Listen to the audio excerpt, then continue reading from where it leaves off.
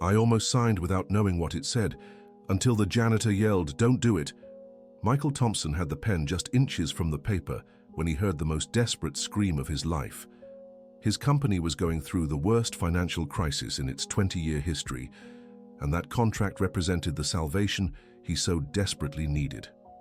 The woman's voice echoed through the office hallway like thunder on a sunny day. Michael lifted his eyes from the document, annoyed by the interruption at the most critical moment of his business career. "Don't do it!" the woman shouted again, even louder this time. Dr. Richard Blackwell, the lawyer seated across the table, sighed impatiently. His blue eyes flashed with irritation as he adjusted his expensive tie. "Mr. Thompson, it's just a cleaning lady. Let's proceed with what we were doing." But when Michael turned toward the door, he saw Gladys Washington running toward him. The 58-year-old janitor, who had been cleaning the building for over a decade, had a face flushed with desperation, her hands still damp from the yellow cleaning gloves. "Gladys, what's going on?" Michael asked, setting the pen down on the table. The woman was breathing heavily as if she'd just run a marathon. Her hands trembled as she struggled to find the right words. "Mr. Thompson, for heaven's sake, don't sign that paper. That man—" She pointed at Dr. Richard. "I know him." The lawyer rose from his chair, straightening his expensive grey suit. His posture was that of someone used to intimidating others. "My dear Michael, we can't let a—" He paused deliberately. "A cleaning employee interrupt our business. We have a deadline to meet." Gladys stepped forward, completely ignoring the lawyer's condescending tone. "I know who this man is. He did the same thing to my sister 5 years ago." Michael felt a strange twist in his stomach. All these years he'd barely noticed Gladys. He knew she was the longest-serving janitor in the building, always discreet, always polite. But he'd never stopped to talk to her beyond basic greetings. "Your sister?" Michael asked. Dr. Richard slammed the papers on the table. "This is ridiculous. I won't stand here listening to the delusions of a woman who clearly knows nothing about business. Michael, sign the contract now before we lose this opportunity." Gladys moved closer to the table, her dark eyes locked on Michael's face. "My sister had a small but honest garment business in the garment district. This man showed up offering help when she was struggling. He promised investment, promised growth." "And what happened?" Michael asked, his curiosity growing. "She lost everything. The business, the house, all of it. And you know why? A contract she signed without reading carefully, just like you're about to do now." Dear listener, if you're enjoying the story, don't forget to like and especially subscribe to the channel. That helps us a lot as we're just starting out. Now back to the story. Dr. Richard laughed dismissively. "What a convenient coincidence. A janitor suddenly remembers a story that just happens to interfere with our business." But something in Gladys's expression made Michael hesitate. He'd known this woman for years, always seen her working honestly, arriving early and leaving late. He'd never had reason to doubt her word. "Gladys, are you sure it's the same person?"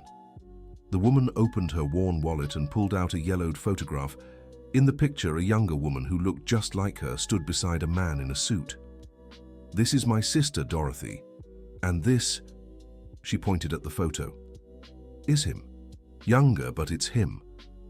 Dr. Richard lunged forward, trying to grab the photo, but Gladys was faster. "Let me see that," he said, reaching out his hand. "No need," Gladys replied, putting the photo away. "You know perfectly well who it is." Michael watched the lawyer's reaction. There was something nervous about his movements now. The eyes that had once shone with confidence now seemed uneasy. "Michael, we can't waste any more time on this. We have other interested parties waiting. If you don't sign now, the opportunity might slip away." "What other interested parties?" Michael asked. "You never mentioned that before." Dr. Richard cleared his throat. "Well, it's only natural that such an attractive deal would have multiple interested parties." Gladys crossed her arms, her posture shifting from desperate to determined. "Mr. Michael, may I speak with you privately?" "There's no need," Dr. Richard interrupted. "Anything you have to say can be said in front of everyone." "Actually," Michael said, standing up from his chair, "I'd like to hear what Gladys has to say. Dr. Richard, Could you give us a few minutes? The lawyer hesitated, clearly uncomfortable with the idea. Michael, I really think... A few minutes, Michael repeated, this time more firmly. Dr. Richard left the room, but Michael noticed he didn't go far. Through the glass door, he could see him pacing back and forth in the hallway. Gladys stepped closer to the table and pointed at the contract. Mr. Michael, have you read this entire document? The question hit Michael like a punch to the gut. The truth was, he had only skimmed the main parts. Dr. Richard had explained it was a standard business partnership agreement, and Michael had taken his word for it. I read the important parts, he replied, trying to sound confident.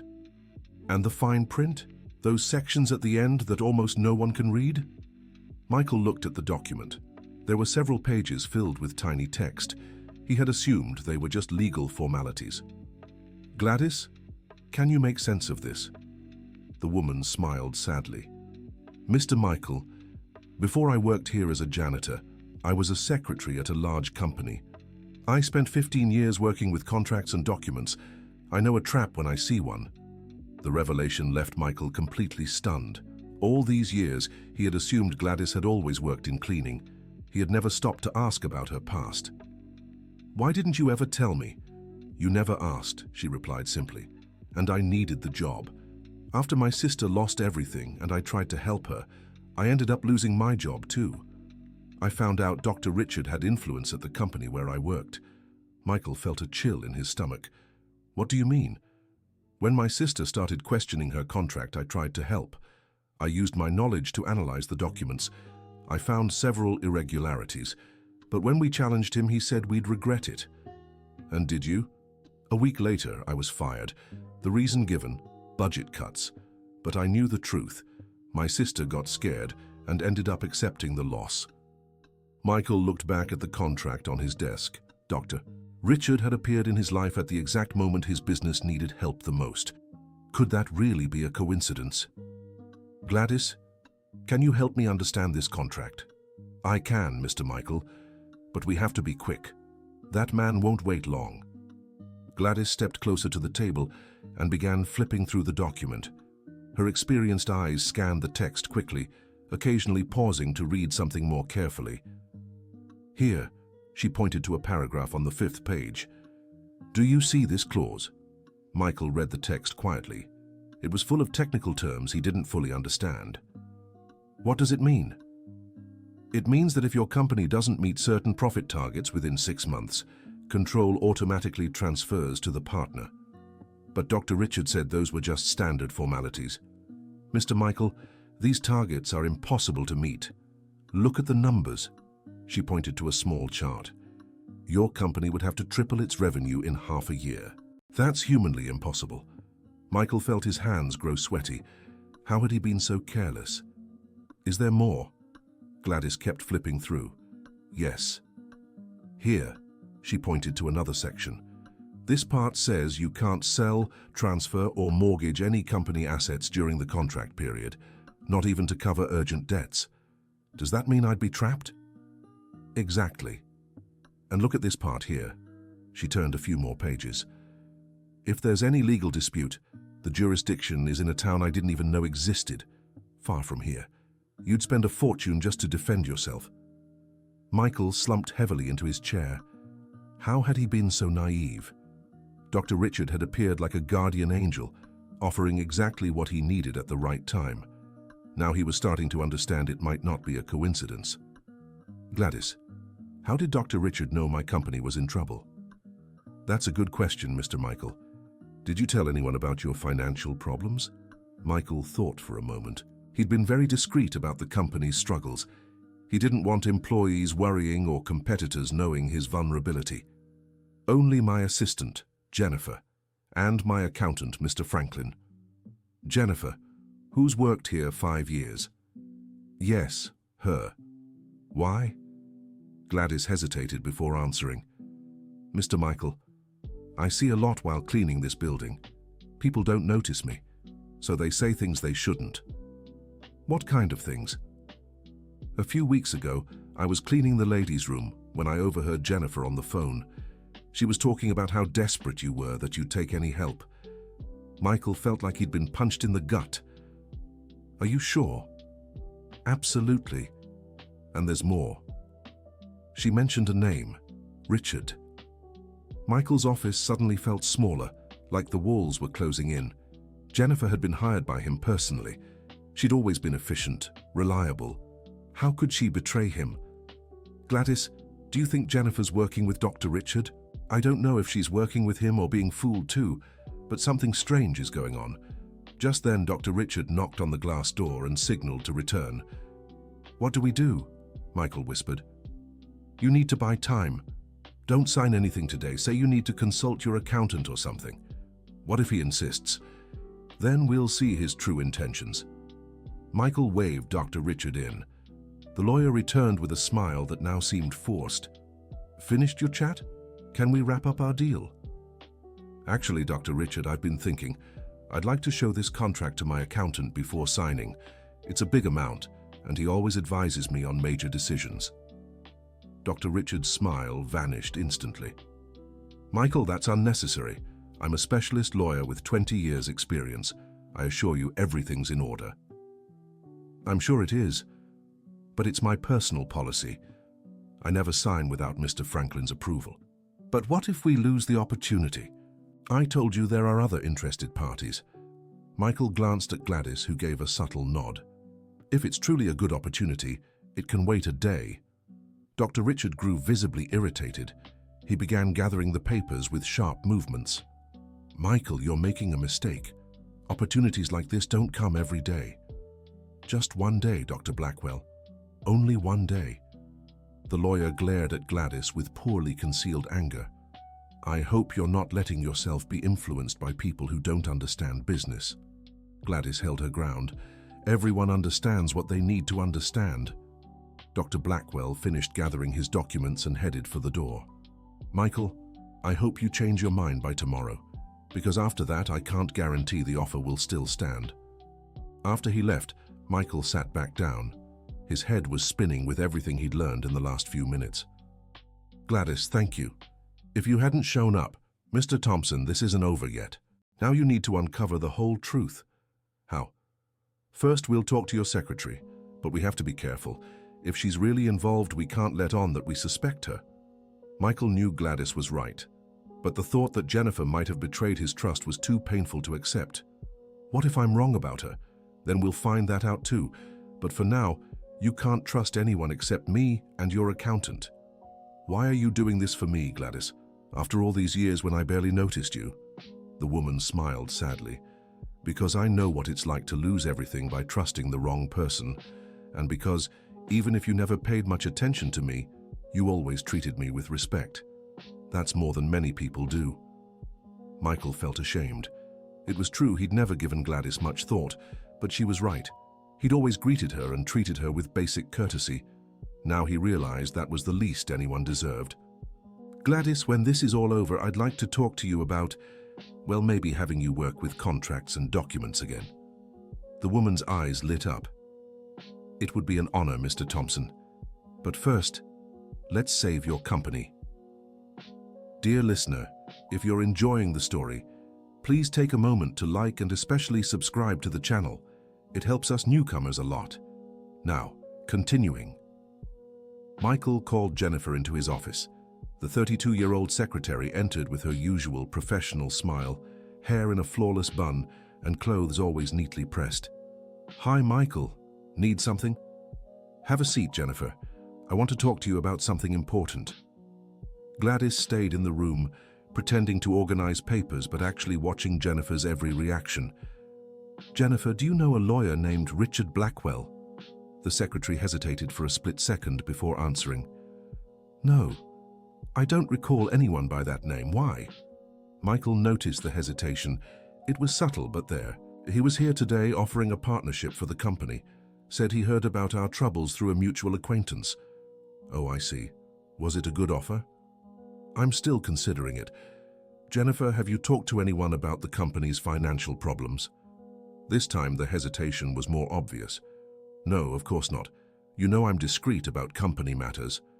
Gladys moved closer, pretending to clean a nearby shelf. Are you sure? Didn't mention anything to a friend or family member? Michael, why are you asking me this? Did something happen? Just curious. I wonder how that lawyer knew we needed help. Jennifer shifted uncomfortably in her chair. Well, maybe he has connections in the industry. That kind of information gets around, doesn't it? Michael glanced at Gladys, who gave a subtle signal. You're right. Well, that's all then. You can go back to work. All right. If you need anything else, just call. After Jennifer left, Gladys approached Michael. She's lying. How can you be sure? Mr. Michael, she hesitated before answering about knowing Dr. Richard, and when you asked if she'd talked about the company, she changed the subject quickly. But it could have been nerves from being questioned. Maybe, but there's a way to find out. How? Gladys smiled mysteriously. Do you trust me? After what happened today, I trust you more than anyone else. Then let me handle this. I have an idea. At the end of the day, Gladys approached Jennifer, who was tidying her desk to leave. Jennifer, can I talk to you for a minute? The secretary looked surprised. In all the years they'd worked in the same building, they'd rarely spoken. Of course, Gladys. What is it? It's about Dr. Richard, who was here today. Jennifer froze. What about him? Nothing serious. I just recognized him. I think I've seen him before, but I can't remember where. Oh, really? Yes. Have you ever seen him before? Maybe at a company event or something? Jennifer glanced around nervously. No, I've never seen him before. That's odd. I'm sure I've seen him somewhere. Do you have his card or any way to contact him? Maybe I could ask where we met. No, I don't have anything from him. Gladys pretended to think for a moment. You know what? I think I'll ask Mr. Michael. Maybe he knows where I've seen that man. No, Jennifer replied too quickly. I mean, no need to bother Michael with this. It must have just been your imagination. You think so? I'm sure. And look, it's getting late. I need to go. Jennifer hurried out, leaving some papers scattered on her desk. Gladys waited until she left the building and then went to find Michael. Well? He asked anxiously. She definitely knows Dr. Richard. When I mentioned his name, she got nervous right away. That doesn't prove anything. Not alone. But there's more. When I said I'd ask you where I might have met Dr. Richard, she stopped me, told me not to bother you. Michael sighed heavily. I don't want to believe Jennifer betrayed me. Mr. Michael, sometimes people do wrong things out of desperation or because they've been tricked. Maybe she doesn't even realize how much trouble she's causing. What do we do now? Tomorrow you'll have to face Dr. Richard again, but this time we'll be prepared. How? I have a plan.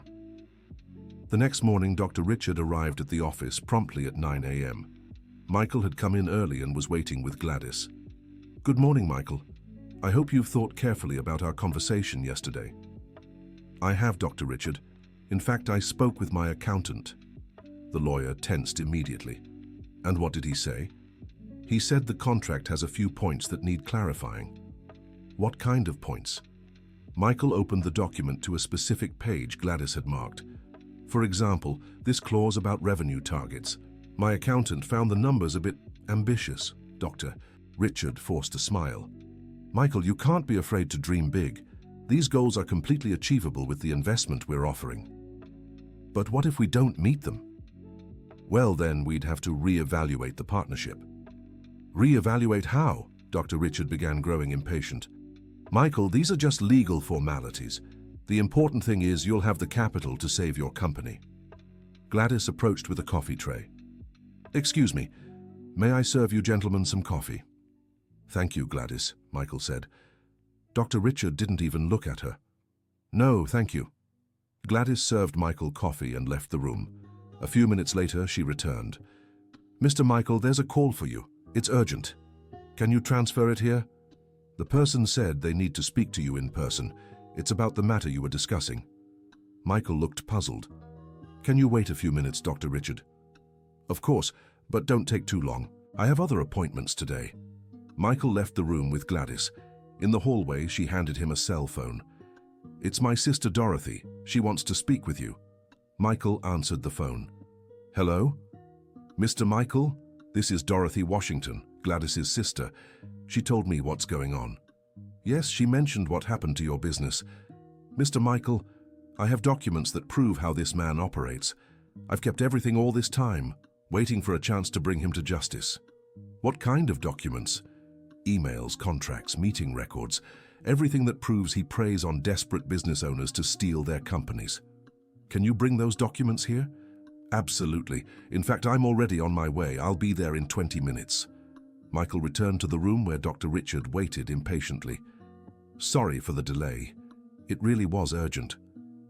Can we finalize our deal now? Actually, Dr. Richard, I need a few more hours.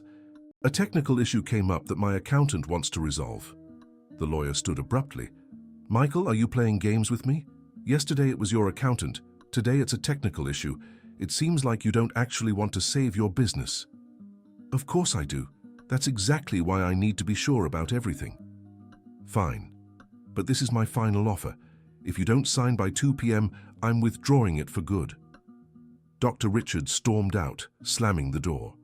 Gladys entered the room right after. Did you speak to your sister? I did. She's coming here with documents that could prove everything we suspected. What if Dr. Richard follows through on his threat to withdraw the offer? Gladys, after everything we've uncovered, do you really think his offer is good for me? I think his offer is meant to destroy your business and take everything. Dorothy Washington arrived at the office exactly as promised. She was a woman around 55, shorter than Gladys, but with the same determined look. Mr. Michael, it's a pleasure. Gladys has told me so much about you over the years. The pleasure is mine, Dorothy. Did you bring the documents? I did, and much more than you'd expect. Dorothy opened a folder full of neatly organized papers. Here are the emails I received from Dr. Richard when he was helping my business. Look here. She pointed to a printout. He's discussing with someone else how to speed up my bankruptcy. Michael read the email aloud. The plan is working perfectly. She's so desperate she'll agree to anything. In 2 more months, the company will be ours. There's more, Dorothy continued. Here's a list of businesses he's already taken using the same method. The list had over 15 names. Michael recognized some. Businesses that had closed in recent years due to financial difficulties. My God, Michael murmured. How many people has he hurt? Too many, Dorothy replied. And look at this. She showed another document. This is a contract identical to the one he offered me. Compare it to what he gave you. Gladys picked up Michael's contract and placed it side by side with Dorothy's. They were nearly identical, only the names and amounts had changed. He uses the same scheme on everyone, Gladys noted. Exactly, Dorothy confirmed. And there's one more thing you need to know. What? Dr. Richard doesn't work alone. He has a network of people helping him target vulnerable businesses. Like his assistant Jennifer, Gladys muttered. Possibly. He told me he had informants in several companies around the area. Michael felt sick to his stomach. Jennifer's betrayal hurt more than he wanted to admit. Dorothy, why did you never report this before? I tried, Mr. Michael, but he's very clever. He never leaves obvious traces, and when I tried to seek help, I found out he has influence in many places. What do you mean? He has friends in notary offices, government agencies, even some law firms. That's how he makes everything seem legal. Gladys looked at her watch. It's already past 1 p.m. He said he'd be back by 2 p.m. What do we do when he returns? Michael asked. Dorothy smiled for the first time since she arrived. Now that we have evidence, we can confront him, but we must be careful. He might try to deny everything. I have an idea, Gladys said. What if Dorothy hides here in the office? When Dr. Richard arrives, she can appear at the right moment. Good idea, Michael agreed, and I'll make it clear that I won't sign anything. Be careful, Dorothy warned. When he realizes he's lost, he might try other tactics, threats, blackmail. What kind of threats? With me, he said if I didn't cooperate, he'd make my life hell. Claimed he could fabricate problems with the Internal Revenue Service, the health department. And you believed him? At the time, yes. I was so afraid of losing everything that I ended up losing it all anyway. Dear listener, if you're enjoying the story, please take a moment to like and especially subscribe to the channel. It helps us newcomers tremendously. Now, continuing. At exactly 2 p.m., Dr. Richard returned. This time, he wasn't alone. A tall, intimidating man accompanied him. Michael, this is my associate, Dr. Frank Peterson. I brought him to finalize our deal. Dr. Frank shook Michael's hand a little too firmly. Pleasure to meet you. Richard told me about your company. Seems like a very promising investment. Please have a seat, Michael said, trying to stay calm. Gladys was in the room, organizing some papers. Dorothy remained hidden in an adjoining office. So, Michael, are you ready to sign? Dr. Richard asked. Actually, Dr. Richard, after reviewing the contract more carefully, I've decided I won't sign. The lawyer's fake smile vanished instantly. What do you mean? I discovered some things about these clauses that didn't sit right with me. Dr. Frank leaned forward. What kind of things, Mr. Michael? For example, the fact that the revenue targets are impossible to meet. Dr. Richard tried to keep his composure. Michael, you're being too pessimistic. With our help, your company can achieve any goal. How have you helped other companies before? What other companies? Like Dorothy Washington's company. Dr. Richard paled. Dr. Frank looked at his partner questioningly. Who's Dorothy Washington? Frank asked. Someone you helped bankrupt, Michael replied. It was then that Dorothy stepped out from behind the door. Hi, Richard. Miss me? Dr. Richard shot up from his chair as if he'd seen a ghost. Dorothy, what are you doing here? Saving this man from falling into the same trap I did. Dr. Frank glanced confusedly between them. Richard, what is she talking about? Dorothy approached the desk and placed the folder of documents on it. I'm talking about the scheme you used to steal businesses from desperate people. Dr. Richard tried to grab the folder, but Gladys was faster. Don't touch that, she said firmly. Richard, explain this right now, Dr. Frank demanded. Frank, she's just a bitter woman who couldn't run her own business. Is that so? Dorothy opened the folder. Then explain these emails where you discuss how to speed up my company's bankruptcy. Dr. Frank read the first email, and his expression changed completely. Richard, what the hell is this? Frank, I can explain. And can you explain this too? Gladys showed another document. This list with the names of 15 companies you've taken over using the same method. Dr. Frank turned pale when he saw the list. Richard, you told me these were legitimate acquisitions. They are legitimate. We just used more aggressive market strategies. Strategies, Michael stood up. You destroy people's lives. Dr. Richard played his last card. Michael, you don't understand. Without our help, your company will go bankrupt anyway. At least with us, you save something. Like you saved something for Dorothy? That was different. No, it wasn't, Dorothy replied. It was exactly the same. The same promises, the same contract, the same ending.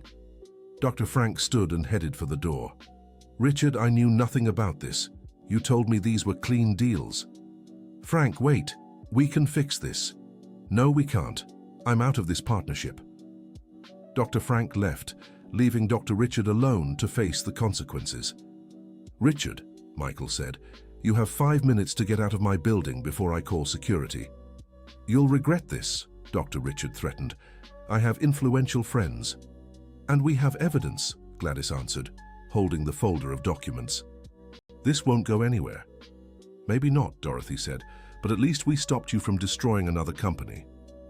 Dr. Richard left, muttering threats no one took seriously.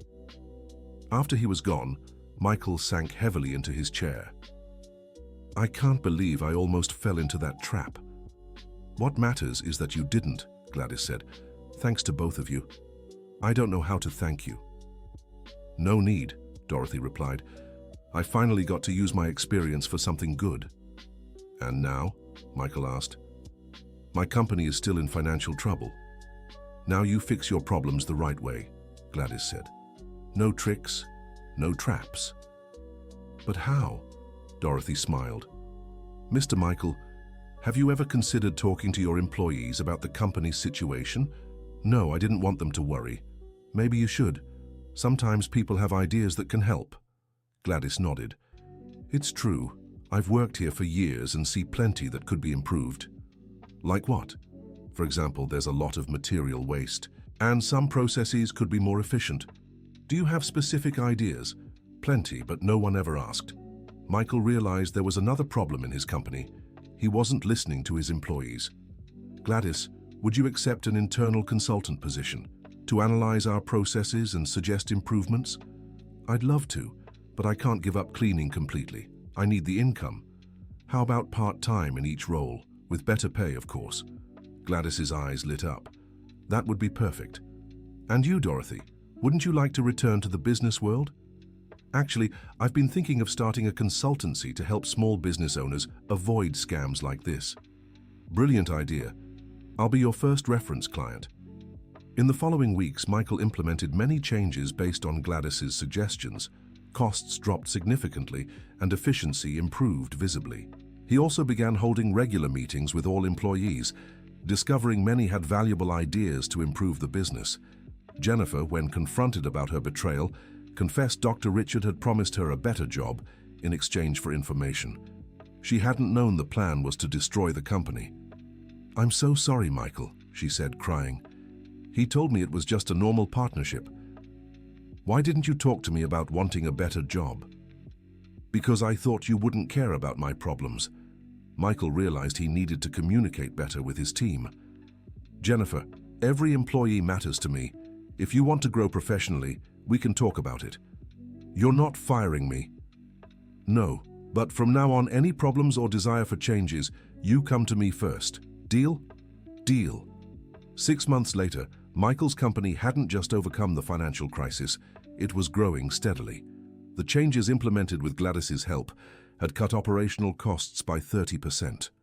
Gladys was loving her new role. Splitting her time between internal consulting and supervising the cleaning made her feel valued in a way she hadn't experienced in years. Dorothy had opened her own consulting firm and was already helping dozens of small business owners spot potential scams. Her painful experience had become a tool to help others. Dr. Richard Blackwell tried to sue Michael for breach of contract, but couldn't prove a valid agreement existed. Without Dr. Frank Peterson as a partner, and with his reputation tarnished, he eventually left town. One day, Michael was in his office when Gladys walked in with a report. "Mr. Thompson, this month's numbers are ready. How are we doing?" "Better than last month, and much better than 6 months ago." Michael smiled. "Gladys, can I ask you a personal question?" "Of course." "Why did you really help me that day? The whole truth?" Gladys sat in the chair across from his desk. "The truth is, I've always admired your company, Mr. Thompson. Even working in cleaning, I saw how you treated employees with respect. You were never rude to me, always said hello. That's the least anyone deserves. You say that, but not everyone thinks that way. When I saw you were being tricked, I couldn't stay quiet. I didn't want you to go through what my sister did. And also? And also because working here all these years, I've grown to love this company. We employees always know when the boss truly cares, and you always did. Even though I barely spoke to you all? Actions speak louder than words, Mr. Thompson. You never fired anyone out of spite, never yelled at employees, always paid salaries on time even when things were tight. How did you know things were tight? I cleaned your office, saw the bills on your desk, the late nights you worked. I knew you were fighting to keep the company running." Michael was moved by her words. "Gladys, you noticed all that?" "Of course. When you work in cleaning, people don't notice you're there. You end up seeing the truth about them. And what's the truth about me? That you're a good man who got a little lost in the problems, but you never stopped caring about the people who work here. Thank you for helping me find my way back. Thank you for giving me the chance to show I'm more than just a janitor. You always were, Gladys. I just took too long to see it." At that moment, Michael made an important decision. "Gladys, I want to promote you to Operational Efficiency Manager, with a manager's salary and everything." "Mr. Thompson, you don't have to." "I do. You've proven you have the skills, dedication, and above all, loyalty. Those qualities aren't easy to find. What about the cleaning work? We'll hire someone to replace you. You can train and supervise, but your focus now will be optimizing our processes." Gladys was emotional. "I don't even know what to say." "Say you accept." "I accept, of course." That night, Michael stayed late in his office, reflecting on everything that had happened. He had almost lost his company due to pride and lack of attention to detail. More importantly, he had almost missed the chance to truly know the people who worked with him every day. He picked up the phone and called Dorothy. "Dorothy, this is Michael. How's the consulting going?" "Very well, thank you. Every day, more people need help avoiding scams." "That's great. Actually, I'm calling to make you an offer." "What kind of offer?" "I'd like you to be our official external consultant, to review all contracts and partnerships before I sign anything. It would be an honor, Mr. Thompson. And I want you to teach my team how to spot potential traps in documents." "Excellent idea. Knowledge is the best defense against scammers." By the end of the first year after the incident with Dr. Blackwell, Michael's company was 40% more efficient and 25% more profitable. More importantly, it had a united and committed team. Gladys had become one of the most respected employees in the company. Her improvement suggestions kept coming every month, always leading to savings or increased productivity. Dorothy had helped over 50 business owners avoid scams similar to the one she had fallen victim to. Her consulting business was growing fast. Jennifer had become the most efficient secretary Michael had ever had. The experience of nearly helping to destroy the company had taught her the value of loyalty and honest communication. One Friday afternoon, Michael gathered all the employees in the company's main hall. "Everyone, I want to share some numbers with you. This was our best year since the company was founded." Everyone applauded. "But the most important thing isn't the financial numbers. The most important thing is that we've built a team that cares about each other and everyone's success." Gladys was in the front row, smiling proudly. "A year ago, I almost lost everything because I didn't listen to the right people. Today, our company is strong because we listen to each other." Michael looked directly at Gladys.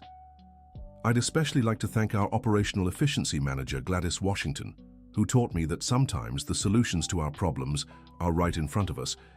We just need the humility to see them." "Thank you very much, Mr. Thompson. But I want to say that we all learned together this year. We learned that no matter what your role is in the company, your opinion matters." A warehouse worker raised his hand. "Mr. Thompson, can I say something?" "Of course, Robert. I've worked here for 10 years. This past year was the first time I felt like I was truly part of the company, not just an employee." "Why?" "Because for the first time someone asked me what I thought could be improved, and when I gave my suggestion, it was implemented. Other employees began sharing similar experiences. Michael realized the change had been much deeper than he'd imagined." Jennifer also asked to speak. "I'd like to publicly apologize for almost harming the company. I've learned that loyalty isn't something you negotiate." "Jennifer," Michael replied, "you made a mistake, but you had the courage to admit it and make things right. That's more important than never making a mistake." After the meeting, Gladys approached Michael. "Mr. Thompson, can I speak with you privately?" "Of course. In my office?" "Actually, I'd like to talk right here where it all began." They sat in 2 chairs in the now empty hall. "Gladys, what is it?" "I wanted to thank you for giving me the chance to show my potential. I'm the one who should thank you for saving my company. Do you know what makes me happiest?" "What?" "Seeing you become the leader I always knew you could be." "How so?" "Before you were a good boss, respectful, honest, fair." "But he wasn't a leader." "What's the difference? A boss pays wages and gives orders. A leader inspires people and creates opportunities for them to grow." Michael reflected on Gladys's words. "And what turned me from a boss into a leader?" "The day you almost lost everything and discovered people cared about the company as much as you did." "Did you really care?" "Very much. We all did. We just didn't know how to show it." "And now you do?" "Now we have the space to show it. You created an environment where our dedication can shine." That night, Michael had dinner with his family and told the whole story to his wife and children. Dad, his 16-year-old daughter, said, "You almost lost the company because of a scam." "Almost. If it hadn't been for Gladys, I would have lost everything." "And she was a janitor?" "She was and still is. But now she's so much more than that." "What lesson did you learn from this?" and his wife asked. "Several, but the main one is that the most important people in our lives might be right in front of us, and we don't even notice. Like Gladys. Like Gladys. For 10 years, she worked at our company. I greeted her, treated her politely, but I never really knew her. And did she know you? Better than I ever imagined. She knew about my problems, my struggles, my values, all because she paid attention. His 14-year-old son asked an unexpected question. "Dad, do you think there are other people at the company you don't really know?" The question made Michael pause and think. Probably. In fact, definitely. Then you still have a lot of work ahead. That's true. But now I know where to start. End of story. Now tell me, dear listener, what did you think of this story of overcoming and discovery? Have you ever experienced something similar, where someone who seemed invisible turned out to be essential in your life? Share your thoughts in the comments, and if you liked the story, don't forget to leave a like and subscribe to the channel for more heartwarming stories.